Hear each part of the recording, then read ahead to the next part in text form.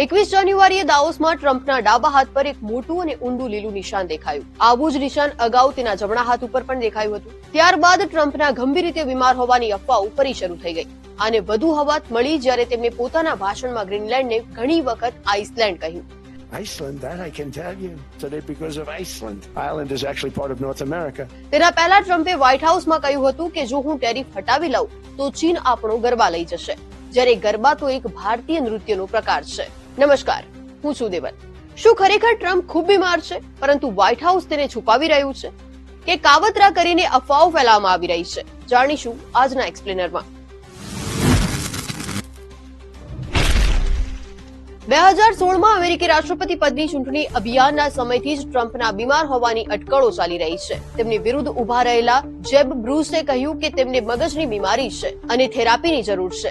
Vice મેગેઝિનમાં પ્રકાશિત એક આર્ટિકલમાં કહેવામાં આવ્યું કે ટ્રમ્પને ડિમેન્શિયા એટલે કે ભૂલવાની બીમારી છે.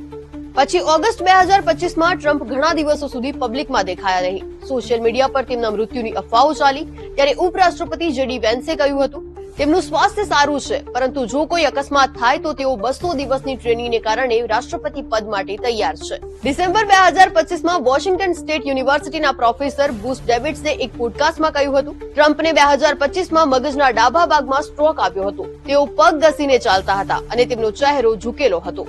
જૂન 2026ના રોજ ટ્રમ્પ 80 વર્ષના થઈ જશે. તેમને માનસિક અને શારીરિક રીતે 2 મુશ્કેલીઓ થઈ શકે છે. અલ્ઝાઇમર. લાંબા સમયથી એવી વાતો ચાલી રહી છે કે ટ્રમ્પ વસ્તુઓ યાદ રાખી શકતા નથી, લોકોના નામ ખોટા લે છે અને અજીબો ગરીબ નિવેદનો આપે છે. આ અલ્ઝાઇમરને કારણે થાય છે, જેમાં વ્યક્તિ નાની નાની વસ્તુઓ ભૂલી જાય છે. ગંભીર સ્થિતિમાં તેને પોતાનું નામ અને ઘરનું સરનામું પણ યાદ રહેતું નથી. ટ્રમ્પના પિતા ફ્રેડનું પણ અલ્ઝાઇમરથી મૃત્યુ થયું હતું. અલ્ઝાઇમર એસોસિએશન અનુસાર જો પરિવારમાં કોઈને અલ્ઝાઇમર હોય તો આગળ